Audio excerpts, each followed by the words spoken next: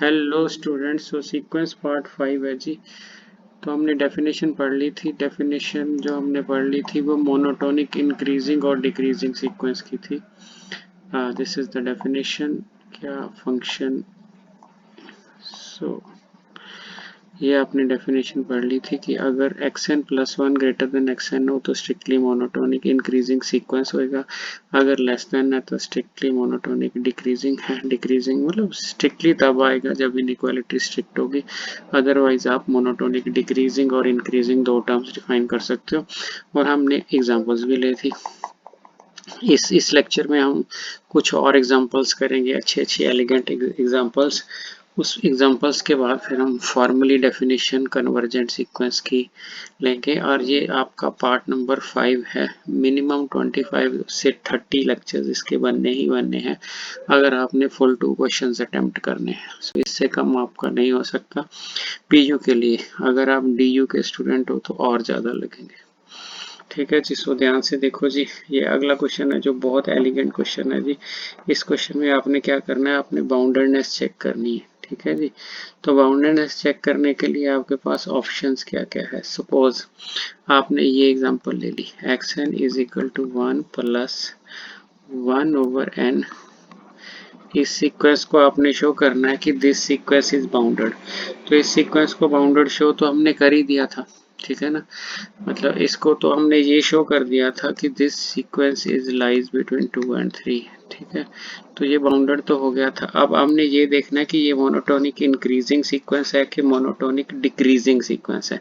अगर इसको हमने देखना है एम आई मोनोटोनिक इंक्रीजिंग है या एम डी मोनोटोनिक डिक्रीजिंग है। सो वेरी इंपॉर्टेंट क्वेश्चन है जी पीयू के हिसाब से। बहुत अच्छा क्वेश्चन है। तो आपने करना क्या, आपने सिर्फ डेफिनेशन पे फोकस करना है।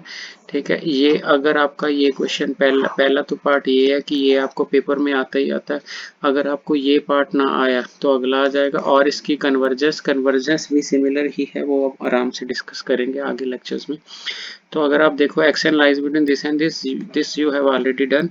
तो अभी आपने क्या करना है, इसकी आपने मोनोटोनिक इंक्रीजिंग और डिक्रीजिंग नेचर देखनी है। सो एक्स एन को आपने एक्सपेंड कर लेना, 1 1 plus n x plus n into N minus one, दो टर्म है डिवाइडेड बाई दो फैक्टोरियल डिवाइडेड बाई इसका स्केयर, फिर n into N minus one N minus two divided by 3 factorial, यहाँ पे n का क्यूब।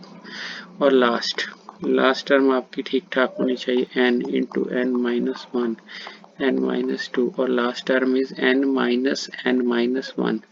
मेरा ख्याल है आपको समझ आ गया। नीचे n factorial into N raise to the power n।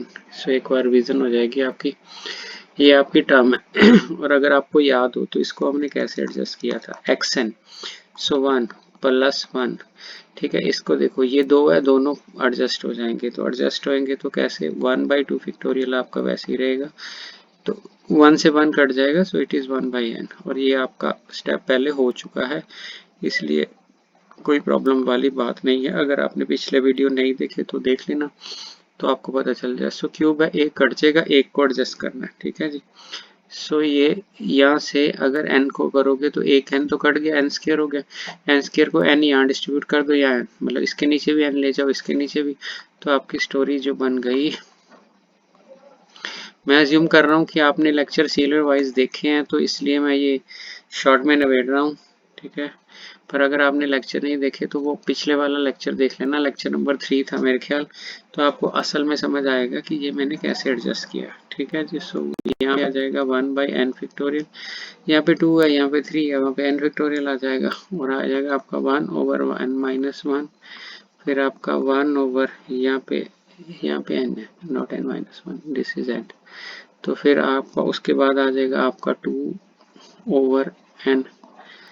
ठीक है, सो आप अगर ध्यान से देखो ना, तो आपका यहाँ पे 2 था तो यहाँ पे एक टर्म थी, यहाँ पे 3 था तो दो टर्म्स आ गई, यहाँ पे n है तो n माइनस वन टर्म्स आएंगी, यहाँ पे 3। एक मिनट रब कर लें, ये बन नहीं रहा।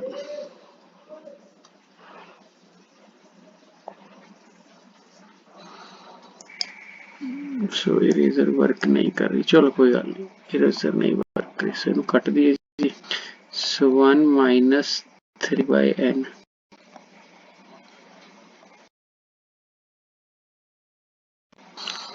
एक मिनट रखो, अभी इरेजर चल पड़ी, ये विंडो का भी कुछ नहीं पता चलता, वर्क नहीं कर रही।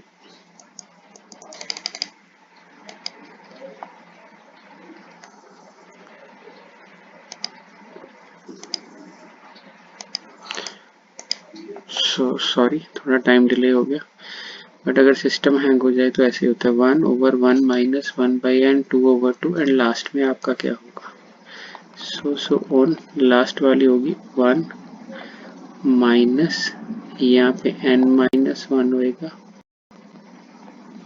यहाँ पे n आ जाएगा। ठीक है जी, ये आपका क्वेश्चन हो गया।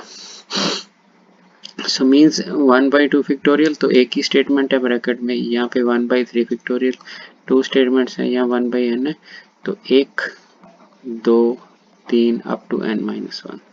सो दिस इज योर xn, तो आपका ये xn है, इसके बाद आपने xn प्लस 1 निकालना है, xn प्लस 1, तो आपने कुछ नहीं करना, यहाँ पे n है, n को n प्लस 1 में चेंज कर देना। सो 1 को नहीं छेड़ना, 1 को नहीं छेड़ना, 1/2 फैक्टोरियल को नहीं छेड़ना, यहाँ पे आपका n प्लस 1 हो जाएगा, 1/3 फैक्टोरियल को भी नहीं छेड़ना, यहाँ पे आपका n प्लस 1 हो जाएगा। सो सिमेट्री में चलना है जी, आपका n प्लस 1 हो जाएगा। सिर्फ जहाँ पे आपके पास n है वहाँ पे आपने n प्लस 1 करना है और आपने कहीं चेंज नहीं करनी। So plus and so on, यहाँ आपका n प्लस 1 फैक्टोरियल हो जाएगा जी, ठीक है, और ब्रैकेट ब्रैकेट में यहाँ पे 1, यहाँ पे n प्लस 1 हो जाएगा, फिर 1 2, यहाँ पे n प्लस 1 हो जाएगा एंड सो ऑन, लास्ट वाली 1 minus n changes to n plus 1, तो it is n plus 1। So ये लास्ट वाली टर्म को ध्यान से देख लेना, n जब n प्लस 1 में चेंज होगा तो 1 कट जाएगा, एंड n को n प्लस 1 में चेंज करोगे तो ये आपकी दोनों ब्रैकेट्स आ गई। अब xn और xn में आपने रिलेशन देखना है, ये दोनों वैल्यूज तो सेम ही है स्टार्टिंग वाली।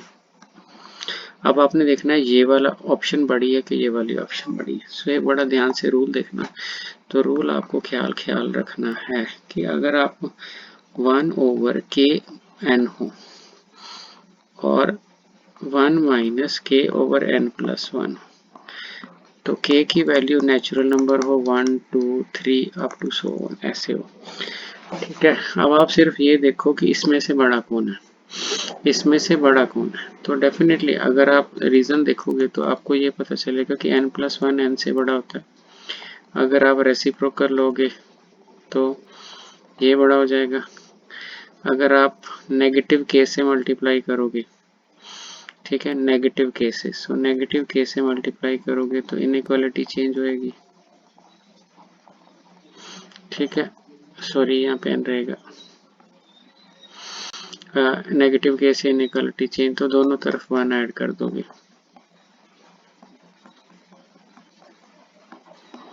तो इसका मतलब ये बड़ा। पंजाबी सीधा सोचो जी, उत्ते सेम है, देसी तरीका पंजाबी वाला, उत्ते सेम है, नीचे वड्डी ना डिवाइड जेड़ा होगा वो छोटा होगा, आ पोर्शन छोटा, एक चो छोटा कटूगा तो आंसर बड़ा होगा, एक चो वड्डा कटूगा तो आंसर छोटा होगा। सो आप ध्यान से देखो जी, ये के है, ये भी के है, के को n प्लस 1 से डिवाइड करोगे, बड़ी से डिवाइड करो तो आंसर कम आएगा, आंसर छोटा आएगा, तो 1 में से छोटा निकलेगा तो आंसर बड़ा आ जाएगा, तो 1 में से बड़ा निकलेगा आंसर छोटा आएगा, सो दिस इज ट्रू। तो अगर ये आपका ट्रू है तो इट मीन्स यहाँ पे k1 डालोगे तो आ वाली पहली चीज इधरों पहली तो बड़ी, अगलियां दोनों तो बड़ी, अगलियां दोनों तो बड़ी हैं। सो मीन्स ये आपकी टू थिंग्स है ना, टू टर्म्स है, ये टू टर्म्स इन प्रोडक्ट से बड़ी हो जाएंगी डेफिनेटली, क्योंकि देखो ना आपने ये k for natural number show कर दिया, इट मीन्स आप ये भी बोल सकते हो दिस इज ट्रू, है ना, बोल सकते हो आप, यस। फिर आप ये भी बोल सकते हो, अगर आप इसको 2 लोगे तो ये समझाने के लिए बोल रहा हूँ, यहाँ पे आप 2 लोगे तो ये भी बोल सकते हो, अगर आप इन दोनों की प्रोडक्ट ले लो तो इन दोनों की प्रोडक्ट लोगे आप 1 2/n, है ना, ये वाली इस यहाँ से ये बड़ी होगी। सो ये दो टू टर्म्स की प्रोडक्ट है। इट मीन्स आपको ये समझ आ गया कि ऑल द प्रोडक्ट्स हैं जो ये ऑल द प्रोडक्ट्स हैं ये उस वैल्यू से बड़ी होगी। देयरफॉर वी कैन से कि जो एक्शन वाली चीज है वो सारी की सारी एक्शन से बड़ी होगी। Therefore monotonic increasing sequence, monotonic increasing sequence. तो आपका मोनोटोनिक इंक्रीजिंग हो गया। आप जितने ज़्यादा क्वेश्चन इंक्रीजिंग डिक्रीजिंग के करोगे उतनी जल्दी आपको सीक्वेंस की कन्वर्जेंट समझ आएगी, क्योंकि जो कन्वर्जेंस की थ्योरम्स हैं वो इंक्रीजिंग डिक्रीजिंग के ऊपर बहुत ज़्यादा डिपेंड कर रही हैं। ठीक है जी। सो लेक्चर नंबर 5 की एग्जांपल 1 हो गई। आपकी एग्जांपल नंबर 2 देखें हम। एग्जांपल नंबर 2, सपोज हमने बाउंडेडनेस ही शो करनी है ना, तो अगर आप देखो से एग्जांपल, ये तो बहुत इजी एग्जांपल है। 1/2 1/3 अप टू 1/n। तो यहाँ पे n+1 होएगा। 1+2 1/3 अप टू 1/n+1, इससे पहले 1/n। तो अगर आप इनकी सब्ट्रैक्शन करोगे तो ये पार्ट कैंसिल हो जाएगा, तो आंसर आपका आ जाएगा 1/n+1, क्योंकि ये तो कैंसिल हो जाएगा ना, सब्ट्रैक्शन करी हमने। तो इसका मतलब xn+1 ग्रेटर देन xn आ जाएगा, क्योंकि ये पॉजिटिव है। तो ये आ गया स्ट्रिक्टली मोनोटोनिक इंक्रीजिंग सीक्वेंस। सो ये इजी एग्जांपल थी। तो तीसरी एग्जांपल, अगर आपके पास से xn दिया हुआ है आपको, इसकी हमने मोनोटोनिक इंक्रीजिंग और डिक्रीजिंग नेचर चेक करनी है। तो हमने नेगेटिव को कुछ नहीं करना, n चेंजेस टू n+1 कर देना। सो ये आ गया आपका 2n+2+1। सो ये नेगेटिव हो गया 2n+3। सो 1/2n+3 ये आ गया। आपने सब्ट्रैक्शन देनी है ना, आपने xn और xn का डिफरेंस लेना है और चेक करना है कि ये पॉजिटिव है कि नहीं। सो 2n+3 - 2n+1, तो ये आपने डिफरेंस लेना है, तो अभी आप डिफरेंस लोगे। ठीक है। तो xn+1, तो अगर आप डिफरेंस लोगे तो दोनों, आपने एक चीज देखनी है कि हमने डिफरेंस लिया है, तो xn यहाँ पे ब्रैकेट डालो आप। ठीक है ना, ब्रैकेट तो पड़ेगी क्योंकि इसके आगे अपना नेगेटिव है ना, ये तो नेगेटिव सब्ट्रैक्शन वाला। सो ये आपका बन गया 2n+3 + 2n+1। सो ये आपकी वैल्यू आ गई -2n -1 + 2n + 3। नीचे प्रोडक्ट हो गया 2n+3 2n+1। सो ये कैंसिल आउट हो गया, 3 में से 1 कम हो गया, तो आपका आंसर आ गया 2। नीचे आ गया आपका 2n+3 2n+1। सो n क्या होता है आपका नेचुरल, कोई भी नेचुरल वैल्यू यहाँ पे डालोगे तो पॉजिटिव। तो पॉजिटिव क्या आया, xn + -xn, this is positive. तो xn ग्रेटर देन xn आ जाएगा। Therefore monotonic increasing sequence. Example number 3 हमने कर ली। सो हमने क्वेश्चन चैप्टर यहाँ से स्टार्ट किया था। तो फर्स्ट एग्जांपल थी ये क्वेश्चन हमने आपको बोला था कि ये बाउंडेड है। ये वेरी इंपॉर्टेंट क्वेश्चन है, इसको आपने वीडियो नंबर 3 में देखना है। ठीक है, ये वीडियो 5 है। तो question example number 1, example number 2, example number 3। तो अभी एग्जांपल नंबर 4 लेंगे। एग्जांपल नंबर 4 आपको दी हुई है 2n+, ठीक है, 7 डिवाइडेड बाय 3n+8। आपने कुछ नहीं करना, आपने सिर्फ एडजस्टमेंट करनी है। कैसे करनी है, आपने xn+1 निकालना है। 2 टाइम्स यहाँ पे आपने n+1 कर देना +7, 3 टाइम्स यहाँ पे आपने n+1 कर देना +8। सो ये 2n+9 बन जाएगा, ये 3n+11 बन जाएगा। ठीक है जी। फिर आपने क्या करना है, आपने सब्ट्रैक्शन लेनी है xn की। तो आपने 2n+9 आगे लिखना, 3n+11 लिखना है। यहाँ से आपने सब्ट्रैक्शन देनी है, सब्ट्रैक्शन 2n+7 लिखना है, आपने 2n+7 लिखना है, डिवाइडेड बाय 3n+8 लिखना है, 3n+8 लिखना है। ठीक है जी। एलसीएम आपने 3n+11 का ले लेना, 3n+8 फिर ये मल्टीप्लाई हो जाएगा 2n plus 9 multiplied by 3n plus 8 negative 2n plus 7 multiplied by 3n plus 11। सो ये मल्टीप्लाई हो जाएगा। उसके बाद देखो ये तो पॉजिटिव है पक्का, ये भी पॉजिटिव है पक्का। इस साइन को देखना है आपने 6n स्क्वायर, ठीक है जी। इसको इससे मल्टीप्लाई करना है 8 दूनी 16n, ठीक है जी। 9 तिया 27n, ठीक है जी। 9 8 72 है जी, ठीक है। तो 3 दूनी 6n स्क्वायर, ठीक है जी। 11 दूना 22n, ठीक है जी। 7 तिया 21n, ठीक है जी। तो 11 7 77, ठीक है जी। हुण तुसी सिर्फ चेक करना कि पॉजिटिव की आ रहा है, तो अटकी पक्की गल, ठीक है। हुण 16 ते 27, 16 ते 27 कितना हुंदा जी 43, ठीक है। ठीक हो गया ना। 21 ते ए भी 43, ठीक है। सो कैंसल ए भी हो जाएगा, कैंसल ए भी हो जाएगा।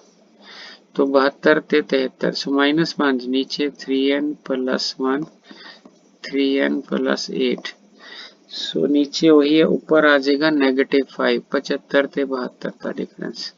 सो ये -5 ऊपर आ गया,